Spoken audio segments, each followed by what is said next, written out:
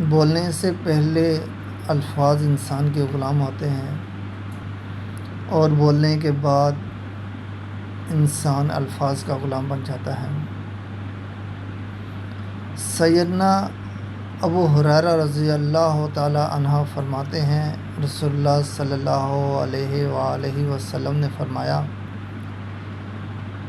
آدمی کبھی ایسی بات کہہ دیتا ہے جس میں وہ خود کوئی حرج نہیں سمجھتا، حالانکہ اس کی وجہ سے وہ 70 برس تک جہنم میں گرتا چلا جاتا ہے۔ ایک شخص دوسروں کو ہنسانے کے لیے اور اس کی دلچسپی کی خاطر اپنی زبان سے اللہ کی ناراضگی کی بات کہتا ہے یا بناوٹی اور جھوٹی بات کہتا ہے اور کہنے میں کوئی حرج نہیں سمجھتا کہ وہ باعث گناہ اور لائق کی سزا ہے، حالانکہ وہ اپنی اس بات کے سبب جہنم کی سزا کا مستحق ہوتا ہے۔ معلوم ہوا کہ دوسروں کو ہنسانے، انہیں خوش کرنے کے لیے کوئی ایسی ہنسی کی بات نہیں کہنی چاہیے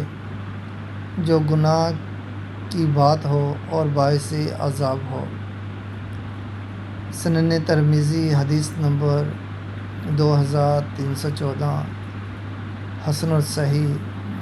مطبوعہ مکتب البین الاسلام۔